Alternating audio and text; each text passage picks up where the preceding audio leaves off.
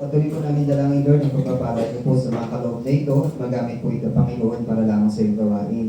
Dalangin po namin, Lord, na mamultiply ito, Panginoon, at marami pong kaluluwa yung maabot. Magamit ito, Lord God, ng wisely, Panginoon. Sa bawat isa ay maging matuto pa rin kami, Lord God, na maging mga mabubuti at tapat na steward, Panginoon, ng mga pagpapalang patuloy ibigay sa amin. Sa gabing ito, Lord God, sa aming pong pag-aaral, dalangin po namin na mangusap pong Banal na Espiritu sa amin. Binubuksan po namin ang aming isipan. Binubuksan namin yung aming mga puso at binibigay namin po yung full attention namin sa iyong salita sa gabing ito. Dalangin po namin na ito yung aming matanggap, ito yung aming may sa buhay, at ito ay tunay na maging ganap sa iglesyang ito. Patuloy po namin kayo pupurihin, patuloy din namin sasampay sa tanging pangalan namin, Panginoon Jesus. Ang lahat po yung sa atin ng Amen. So itong unang taon po, no? Merong direction na binibigay sa atin yung Panginoon bilang iglesia ng Diyos. Kung saan po ang tatahakin ng ating iglesia. Ngayong taon, ano ba yung target ng JCCF? No? I believe po, ito na po yung time, ito na yung panahon para tayo ay lumabas sa ating mga comfort zone. No? Although nagagawa na po natin ito minsan, pa-flash nga ako yung word. Hindi po yan, yung evangelism. Yan. Pamilyar naman po kayo lahat sa evangelism. No? Ayan po yung pagpapahayag ng salita ng Panginoon kung saan lumalabas tayo. So ayan po yung direction na binigay sa atin ng Panginoon ngayong taon na ito na dapat natin pong isa buhay bilang isang iglesia at bilang isang Kristiyano. Although ito po ay hindi ito bago sa atin kasi ginawa na po natin ito dati, minsan nga lang natin siya ginagawa. This time naman po, hayaan natin na maging part ng identity natin as a church. This first quarter po, Ministry of Evangelism po ang focus natin. Ngayon ang tanong po sa atin dito, tanong sa bawat isa sa atin, gusto ba nating makita yung Santo Niño, yung bumbursa na maibalik sa Panginoon? Ayaw nila po. Lahat tayo gusto yun, no? Last Sunday nga, di ba, na-bless tayo kasi marami tayong mga nakita na mukha, no? Wala pa yun, wala pang planning yun. Hindi pa concrete yung plano, pero may dinadala na ang Lord. So, sa direction po na binibigay sa atin ng Lord, matututunan po natin at mahuhubog sa atin yung boldness na mag-share ng gospel. No? Alam niyo po, ang ganda nga ng direction ng Lord, kasi pag evangelism kasi, akala natin share lang, pag-share lang ng Word of God. Pagbabahagi lang sa hindi nakakakilala sa Panginoon. Pero alam niyo po, sa pag-share ng Word of God, sa pag-share ng Gospel, sa pag-evangelize, importante po na dapat mahubog muna sa atin yung pananalangin. Dapat napapractice sa atin yung intercession. At dapat marunong tayo mag-pray for revival. Ngayon po magkakaroon tayo ng corporate prayer mamaya. At i-apply na rin po natin yung corporate fasting sa ating church. So lahat po, kasi maganda kasi lahat na napag-aralan natin last time sa prayer meeting, may apply na natin, may sasabuhay na natin. No? Ano ba yung mga pinag-aralan natin? Intercession, lamentation, no? Kung familiar pa kayo, a praying church, no? Kung maalala nyo, spiritual warfare, lahat pong yun ay hindi aksidenteng tinuturo sa atin ng Panginoon. Meron siyang direksyon na gusto natin tahakin at meron siyang gustong gawin sa lugar na ito. Na kung sasabihin po natin ang pagdating sa evangelism is, pasa ko dyan, Bray. Hindi ako dyan, hindi ko gift yan. Pag ganun po yung iyong dahilan ngayong gabi, better questioning po yung ating stand sa Lord. Kasi lahat po ng Kristiyano, we are commissioned to preach the gospel. Wala pong exempted. Wala pong excuse. Pag ikaw ay naging Kristiyano, hindi ka pwedeng selective. Hindi pwedeng yung gusto mo lang sharean mo. You are called, you are commissioned to preach and to share the gospel of Jesus Christ. Yun po yung calling natin. Tandaan po natin yung sinabi ni Jesus nung may mga pumapasok at kumakatok sa kanyang kaharian. Sabi ni Jesus sa kanila, sino kayo, hindi ko kayo kilala. Ang kilala ko lang ang gumagawa ng kalooban ng aking Ama. Ngayon ang tanong sa atin dito, sino pong willing magpagamit sa Panginoon? Sino ang willing sa ating gawin, sundin ang kalooban ng Ama? Ito pong evangelism, hindi po siya program. Gusto kong alisin niyo yun sa isipan niyo. Hindi po siya program. This is our mission. And it's our call, it's our duty to share the good news of salvation. Malinaw po na ang direksyon ng Panginoon sa atin this first quarter o this year is about evangelism. Pero bago po tayo lumabas para mangaral, kailangan po nating magkaroon o matutunan, makita matutunan yung isang spiritual na dimension. Ito tuturo sa atin ng Panginoon ngayong gabi, yung hakbang o yung preparation sa evangelism. Na ang tawag po dito ay prayer walk. Prayer walk. Sino pamilyar sa atin sa word na prayer walk? Wala din. Sige, mamaya matututunan natin yan. Prayer walk po basically is about redeeming the land for the Lord. Yun lang naman po yun. So, ang prayer walk ay malinaw na spiritual warfare. Part siya ng spiritual warfare. At kagaya po sa salita ng Diyos, ang kalaban natin hindi laman, hindi dugo, hindi kamag-anak, hindi kaaway. Ang kaaway po natin ay mga strongholds na matagal nang nakatayo sa isip at puso at spirito ng mga tao. Meron tayong common view sa evangelism. Tingin natin pag evangelism, ayan yung pagkikreate ng program para sa isang community. O kaya yung mga nakikita natin sa kanto ng 7-Eleven na may mga dalang tawag dito, yung may nakasulat na Receive Jesus, Repent, at nagsasalita sila sa kalsada, yung iba nag-share sa mga bus o sa mga public vehicle. Yun yung pananaw natin sa evangelism. Pwede rin naman medical mission. I believe na nagsimula yung iba sa atin sa medical mission. Marami tayong pwedeng gawing program to touch people's lives and share the gospel. Pero ngayong gabi, ituturo sa atin ng Lord yung isa sa pinakamahalaga na preparation. Paano natin ibabahagi ang salita ng Diyos? May pagbukas po kayo sa aklat ng 2 Korinto, chapter 10, verse 3 to 5. Yung topic po na pag-uusapan natin ngayong gabi is pulling down the strongholds. So, ayan yung verse, pangalawang Korinto, chapter 10, verse 3 to 5.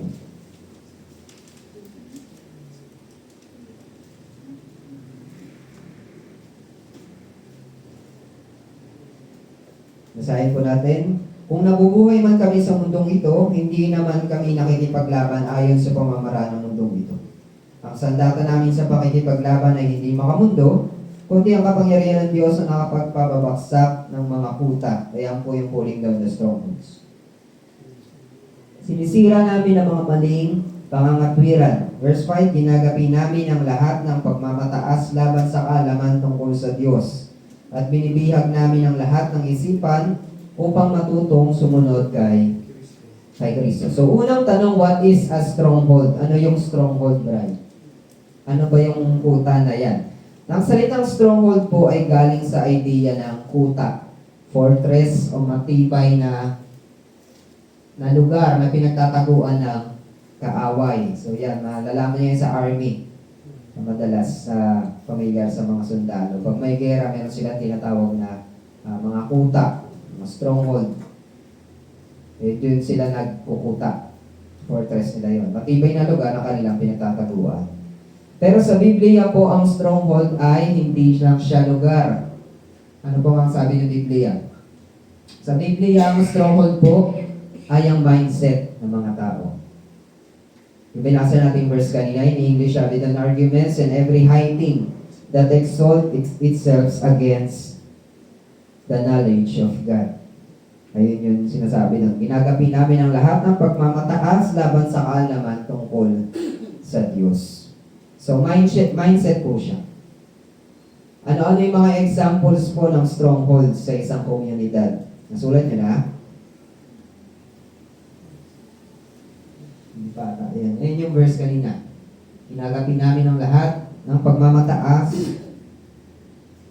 laban sa kaalaman tungkol sa Diyos at pinibiyag namin ang lahat ng isipan upang matutong sumunod kay Kristo. So, ano po yung mga examples ng mga strongholds sa isang community? Baka meron dito sa atin yan, sa community natin. Una is yung ideologies. Ideological. Pag sinabing ideological, yan po yung mga maling paniniwala. Meron ba tayo niyan sa lugar natin? Marami. No? Mga maling pananaw pagdating sa world views. Meron din po nagsasabi dyan na pare-pareho ang lahat ng reliyon. Yung po yung mga ideological o ideologies na meron sa isang community. Pangalawa is spiritual blindness. Ayan yung pagkabulag. Ikalawang Korinto, urong lang po kayo, chapter 4, verse 4. Hindi sila sumampalataya sapagkat ang kanilang isip ay binulag ng Diyos ng kasamaan sa daigdig na ito. Ayan, sila po ay mga bulag. Hindi nila nakikita ang kanilang pangangailangan sa Diyos. Ito po yung mga taong tingin nila hindi nila kailangan ng Panginoon. Yun po yung mga tinatawag na spiritually blind.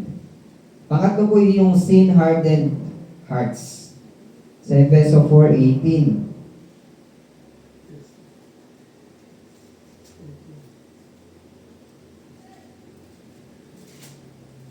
Efeso 4:18 sabi po dito, at wala silang pangunawa. Dahil sa kanilang kamangmangan at katigasan ng ulo, wala silang bahagi sa buhay na kaloob ng Diyos. Isa po sa mga examples po niyan is yung addiction. Meron ba sa atin yan? Sa lugar natin addictions, immorality, pride, and unforgiveness. Meron bang fear, hopelessness, o generational sin tayong na-observe sa isang community o sa community natin? Yung po yung mga examples po ng strongholds sa isang community. Maaaring present ito sa atin. Ang primary battlefield po natin ay hindi yung lugar. Ang primary battlefield po natin ay yung isip at puso ng mga taong ito. At bago sila makarinig ng gospel, merong mga pader na nakaharang sa kanila. Ayun yung tinatawag natin mga strongholds. So, pamilya na po alam niyo na po pag sinabi yung strongholds. So, Brian, paano tayo mag-evangelize? Lalabas lang ba tayo? Mag-share lang ba tayo ng gospel? Gagawa lang ba tayo ng program? Pwede nating invite si Manny Pacquiao, no? Para magsayaw-sayaw. Hindi ko alam kung ilang tao ang pupunta nun. Tapos tsaka tayo mag-share ng gospel, di ba?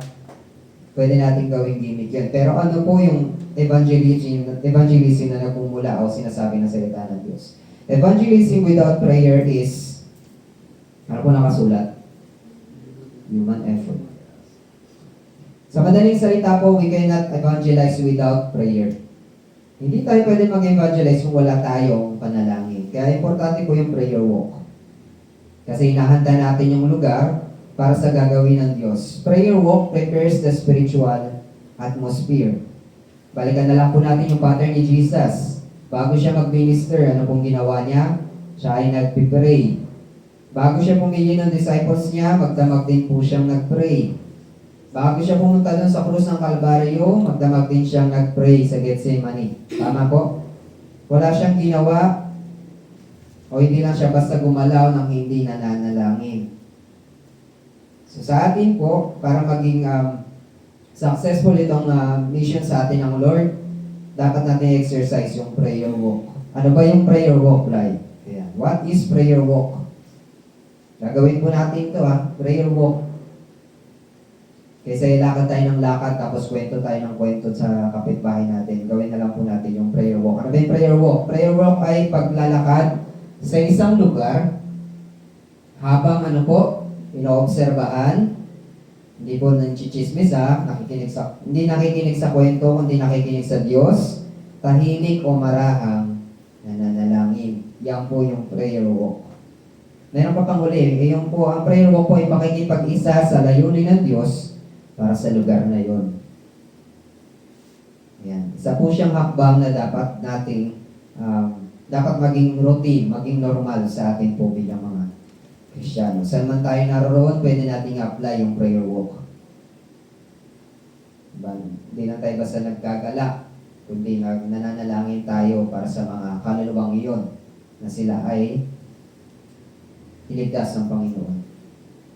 So, inoobserbahan mo, tapos nakikinig ka sa Diyos, tahimik ka na nananalangin. Very important po na maunawaan natin po, ang prayer walk po, hindi po yan ang makakapagligtas. Ang Diyos po lamang po ang makakapagligtas. Next po. Next po. Ang Diyos lamang po ang nagliligtas. At ang Holy Spirit lamang po ang nagbubukas ng puso, hindi ang strategy. Ang word din po ang primary means of grace at hindi ang spiritual technique. Kagaya ng sabi natin kanina, marami tayong gimmick na pwede natin gawin para maraming kaluluwa yung makarinig sa salita ng Panginoon. Pero unless na ang Holy Spirit po hindi nagbukas ang puso, unless na ang word ang hindi means of grace, wala pong mangyayari. Importante po, sabi ng Romans chapter 9 verse 16, so then it depends not on human with or exertion, but on God who has mercy. Sabi diyan, maliwanag kung gayon, na ang pasya ng Diyos ay nababatay sa kanyang habag at hindi sa kagustuhan ng pagsisikap ng tao. Hindi siya sa pagsisikap ng tao. Nasa kalooban pa rin po siya ng ating Panginoon. Prayer walk is not a power in itself. It is a means of dependence. Pag tayo po ay nananalangin, hindi po ibig sabihin nun is meron tayong kapangyarihan na gawin kung ano yung gusto natin, mangyari kung ano yung gusto natin. Ang pananalangin po ay pagdedepende. Pag-asa natin, umaasa tayo sa Diyos lamang. Prayer walk is not a power in itself, it is a means of dependence. Meron po akong mga examples dito ng prayer walk sa Biblia. Ito po yung sa Jeremiah 29 verse 7, ito yung prayer for the cities. Sa unang Timoteo chapter 2 verse 1 to 4, ito yung pananalangin para sa iba't ibang group ng people. And yung Colossians 4:3, panalangin para sa gospel. Basahin na natin. Idalangin ninyo sa Diyos na bigyan kami ng pagkakataon na maipangaral ang kanyang salita at maipahayag ang hiwaga ni Kristo, ang sanhi ng pagkakabilang grupo. Ayun. So, prayer walking is simply intercession while present in the mission field. Prayer walk po ay intercession pa rin siya. No? Intercession pa rin siya. You're standing in the gap between dun sa mga taong yon and God. Ikaw yung nagiging tulay para sila ay kahabagan ng Panginoon. Pero ang pinagkaiba ng prayer walk sa intercession nandito sa isang lugar, sa church na nanalangin ka sa kwarto mo. Pero yung prayer walk, nag-intercede ka pero present ka dun sa mismo mission field. Nag-intercede ka dun mismo sa lugar na yun. So how does prayer walk pull down strongholds?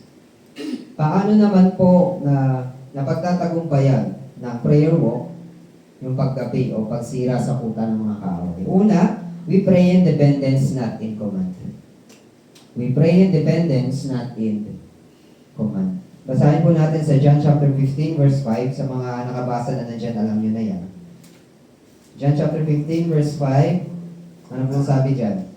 Ako ang puno ng ubas at kayo ang sanga. Ang nananatili sa akin at ako sa kanya, ang siyang nagbubunga ng sagana. Sapagkat wala kayong magagawa kung kayo'y hiwalay sa akin. Sabi din po ng verse 4 na binasa natin sa Corinto kanina, the weapons of our warfare are not of the flesh. Natapunta ko sa dyan. Ano yan? Wala yan dito. So yun, verse 4 po ng 2 Corinthians, the weapons of our warfare are not of the flesh, but have divine power. Hindi po sinasabi ni Pablo na tayo po ay may divine power.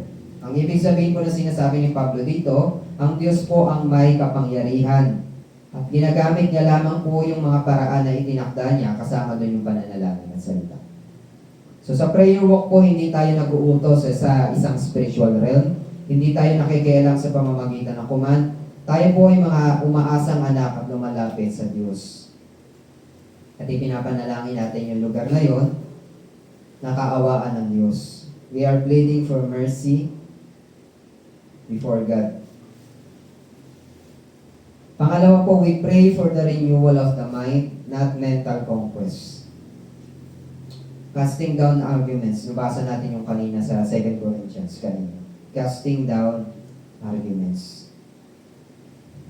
Sa prayer walk po, hindi lang natin sinisira yung baloktot na isip ng tao. Hinihiling natin na ang Diyos ang magbigay ng liwanag sa kanilang kaisipan.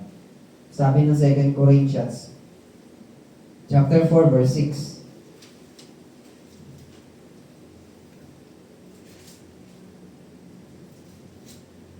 Sapagkat ang Diyos na nag-uutos na magkaroon ng liwanag sa gitna ng kadiliman ay siya rin nagbigay ng liwanag sa aming isip upang makilala namin ang ng kaluwalhatian ng Diyos na naghahayag sa mukha ni Kristo.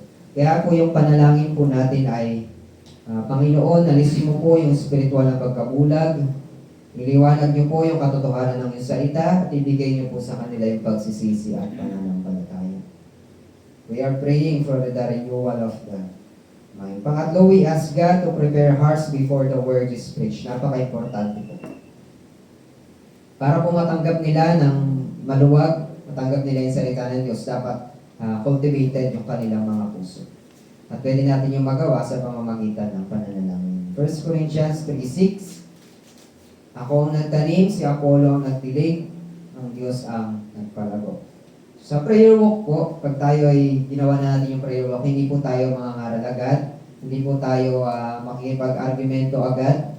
Hihilingin po natin sa Diyos na ihanda po yung kanilang mga puso. Ang prayer walk ay hindi pagbungkal gamit ang sariling lakas. Ito po ay pagsumamo sa Diyos na siya ang gumawa ng kanyang gawain sa puso ng tao. Prayer walking po is not commanding demons or rebuking territorial spirit. Ito ay pleading for mercy, asking God to open blind eyes, praying scripture over people and places. Sabi po ng 2 Timothy chapter 2 verse 25, Lord grant repentance. Lord grant repentance. Paano masisira itong mga strongholds na to sa isang community? Hindi po natin ito kaya sa ating sariling lakas. Ito po ay magagapi natin sa pamamagitan ng salita lamang ng Diyos. How are the strongholds pulled down? Next one. The gospel. The gospel is the power of God for salvation. Romans 10:17, faith comes from hearing and hearing the word of God. Acts chapter 6 verse 7, the word of God continued to increase.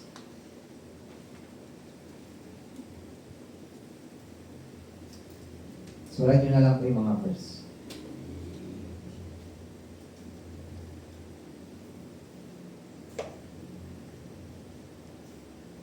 So strongholds fall when the word confronts lies, empowered by the Spirit. Prayer prepares the ground, the preached gospel breaks the walls. Next one. Prayer prepares the ground, at the gospel breaks the walls. Sa prayer walk po natin, hinahanda natin yung isang lugar, yung isang community. At sa oras na tayo ay mag-share na ng Word of God, doon po mababasag yung mga strongholds na yun. We are asking God to open hearts. We are praying against spiritual blindness. We are pleading for God's mercy on this community. Handaan niyo po ito mga kapatid, authority belongs to Christ. Ang authority po ay magagaling lamang kay Jesus. But intercession belongs to us. Authority belongs to Christ, intercession belongs to us. Lumalapit po tayo sa Diyos na may kapangyarihan. Hindi po tayo nag-uutos sa demonyo, tayo po ay nananalangin sa Diyos na siyang magliligtas. Bilang conclusion po, prayer walking is not spiritual warfare against demons directly, but humble intercession for God to remove spiritual blindness so that the gospel may be heard and believed. Mayroon siyang Tagalog. Picturean nyo na lang. Prayer walking is not a spiritual warfare against demons directly, but humble intercession for God to remove spiritual blindness so that the gospel may be heard and believed. Pero ito yun, break the chain. And break the chain. Ito po nasulat. So, paano gagawin ang prayer walk? Una, pray before walking. Walk quietly, observing. Pray scripture-based prayer. Bless homes, schools, families.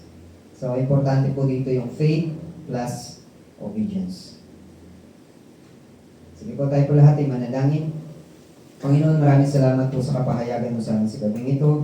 Although very short, Lord God, yung time para mapag-aralan pa namin ng mas malalim itong topic po na ito. Dalangin po namin, Lord, sa aming patuloy na pananalangin para sa community ito, patuloy po mahayag sa amin, Lord, yung liwanag po ng iyong salita, na makita namin at na matutunan namin kung ano po yung tunay mong kalooban sa bawat isa. Maraming salamat po sa patuloy po namin pananalangin. Patuloy kami magsusumamo sa inyo. Patuloy namin kikilalanin na ikaw po ang Diyos na may gagawin sa lugar na ito sa buhay ng bawat isa sa amin. Pinupuri ka namin, sinasamba ka namin sa tanging pangalan ni Jesus. Amen. So magkakaroon po tayo ng corporate intercession ngayong gabi. Isang group lang po tayo, form po tayo ng circle.